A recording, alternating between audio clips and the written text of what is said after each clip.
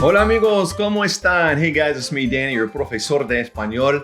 And as you can see, I am here in my office again this week doing something a little bit different. Last week, I wanted to take a little time to answer your questions. I did the top 7 questions that I get on the channel and on the Facebook page. This week, I want to do something a little different. I want to actually make fun of myself a little bit.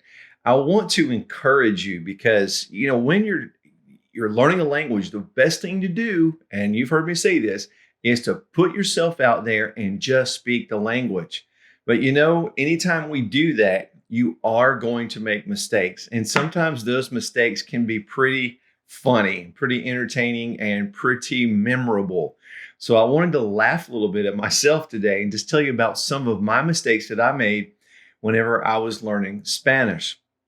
Now, I want to also give you a little heads up that in the future, I'll be doing some top 10 review videos. I'll be telling you my top 10 picks for the funniest mistakes that people make when they're learning Spanish. And those are pretty good. They're just my top 10 picks, personal opinion.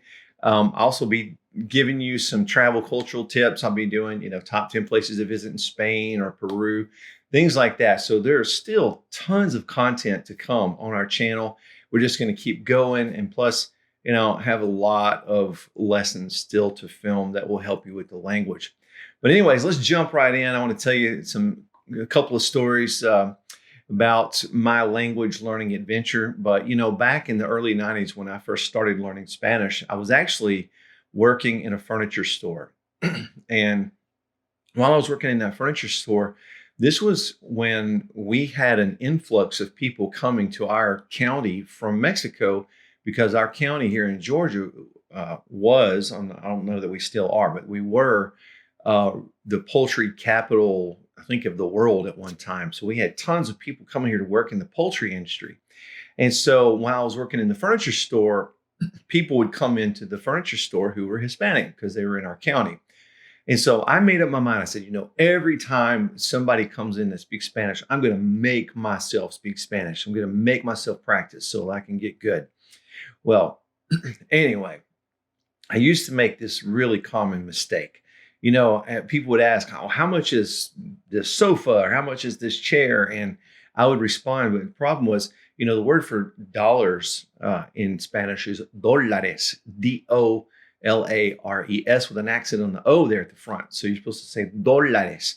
Well, I wasn't saying my accent right at the very beginning. I was young and very new to Spanish. And so I would pronounce it without the accent. Plus, I would kind of make the A and an O in the middle. And I would say, like they say, how much is this chair cost? I'd say, $800. I would say dolores, which kind of sounded like you were saying it cost 800 pains instead of dollars. So, I think the customer was probably sitting around waiting for me to say, and we deliver. But anyway, so that was a common mistake I made. Now, one time I had to take a sofa to a guy named Javier. He was a guy about 2 miles up the road from the store. And Javier always would fix our furniture. If you had tears, and he could sew them up or whatever the case may be. And so I saw Javier on a regular basis. He was from Mexico also, and he knew that I was learning Spanish. So I was driving over there one day, and I had a sofa in the back of the truck. And so I knew there was a problem with the spring under the cushion inside the sofa. Now, back then, I was new to Spanish, and so I'm sitting there thinking, whoa, I don't know the word for spring. I was telling myself back then, I never learned the word for spring yet, so I don't know how to say that. So I was thinking to myself, how can I tell Javier that there's a problem with the spring, but, without saying the word spring? So I told myself, I will tell him that when you sit on the sofa, it makes a noise. And he'll know that that's a spring problem, and he'll be able to figure out what it is. And so the problem with this situation was that I already knew a lot of French at that point, was fairly conversant. And so I learned that Spanish and French in my brain, they don't like each other. And so sometimes at that point they were colliding in my head. And so I was trying to think of the word for noise. So I would say, when you sit on the sofa, it makes a noise. And so I came up with it.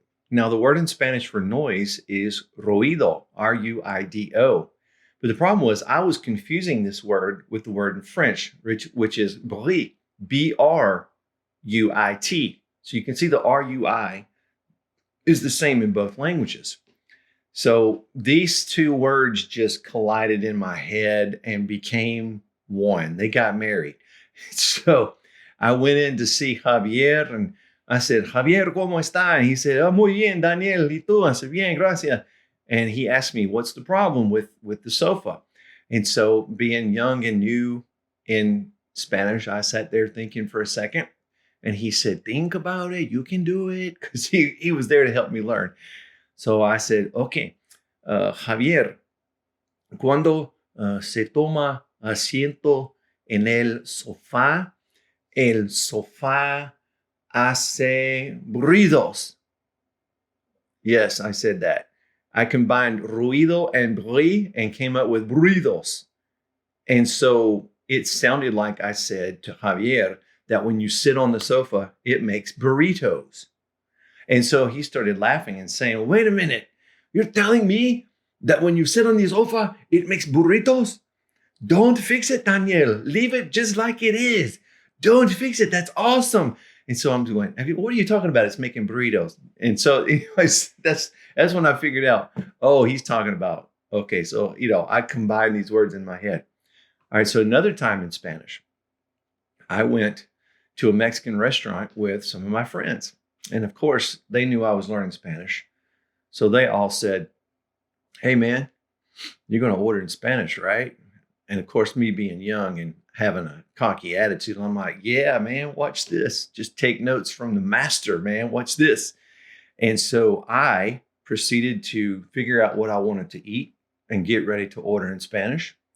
And so the waiter comes up. Now, here's what, how if you've been to a Mexican restaurant here in the States, they have a lot of numbered meals. So you can order number 6, number 3, whatever you want.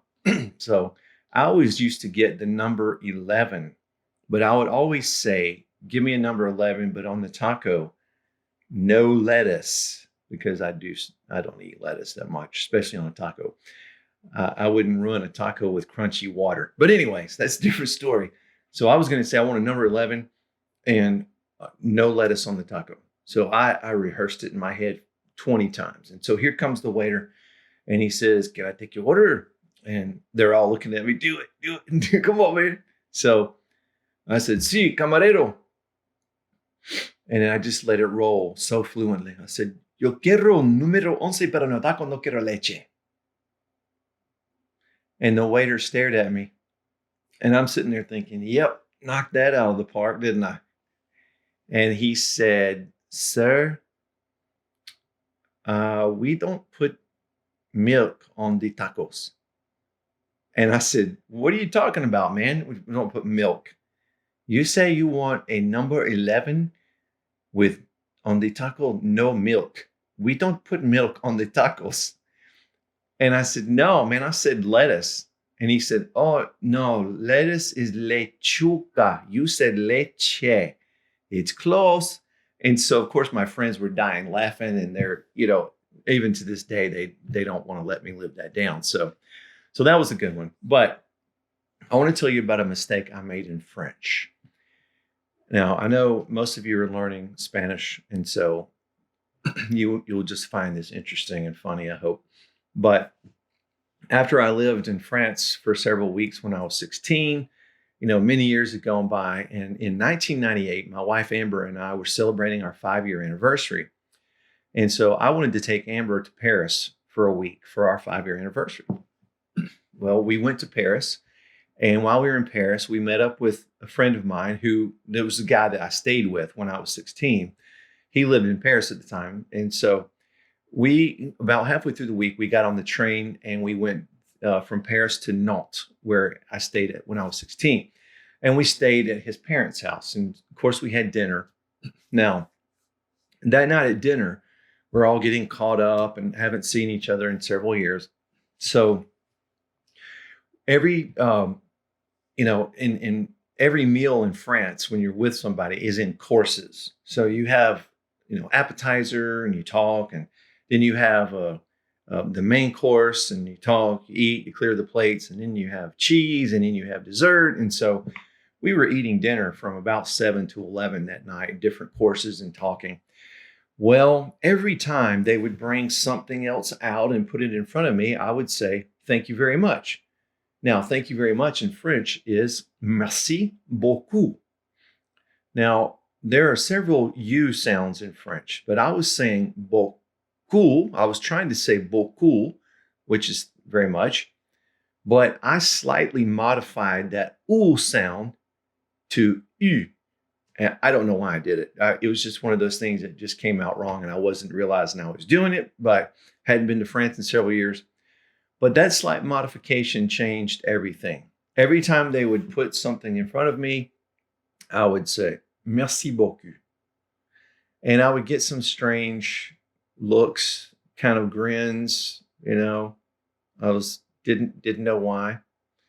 And this happened several times. And so finally, I call her my French sister, brought something and put it in front of me, and I said it again. And finally, the mother in the family, I would call her my French mother, she takes me by the hand across the table and she explains to me, Dani, as they call me, and she tells me in French, you're saying thank you very much wrong. It's merci beaucoup, beaucoup. And of course, I thought for a second, yeah, I know that. What was I saying? And then I realized, I was saying you instead of ooh. And so that slight mistake changed everything from thank you very much to thank you, beautiful butt, rear end. Yes. And it's not a nice word in French. It's a pretty strong bad word in French. But so every time they brought something and put it in front of me, I was saying that instead of thank you very much. And so as you can imagine, it was pretty funny. But anyway, I have made my share of mistakes. And I did this video because I just wanted to encourage you really quick. I want to tell you, you're going to make mistakes. You're going to mess up. And I don't want you to worry about it. I don't want that to hinder you from throwing yourself out there. Get online, find one of these sites that pair you up with somebody. Come to the Language Tutor Spanish Facebook page. Maybe somebody there will practice with you. I've seen it happen all the time. People say, hey, anybody want to practice? Next thing you know, people are joining up together and they're starting their own rooms and they're practicing Spanish. So that's a great way to do that. We're letting probably 30 or 40 people into that page a day. And it's a great opportunity. So, but most of all, I want you to practice, because speaking all the time is the best. It's the best way to do it. Don't worry about your mistakes. They won't be as bad as mine, probably. So anyway, amigos, I just want to take a little time today just to tell you, some funny stories and encourage you to get out there and practice because you can do it. You might be thinking, there's no way I'm ever going to be fluent. Yes, you will. You will. Just give yourself time and speak all the time, every day, and you'll do it. You will, promise you. Okay? Well, amigos, we'll be back in the classroom very soon, and we'll be hitting some more Spanish lessons, and I hope they'll be beneficial for you. I'm writing down all of your ideas on my list that I see on the channel and the Facebook page. I'm trying to make a list of all those ideas to film, all right? But I'll see you guys on the next lesson. In the meantime, I wish for you paz y bendiciones, peace and blessings. I love and appreciate every single one of you. I'll see you on the next lesson. Hasta pronto. Friends, thanks for watching The Language Tutor. If you have a question for me, feel free to leave it in the comment section below the video. And please click subscribe and the notification bell so that you'll never miss any of our language lessons.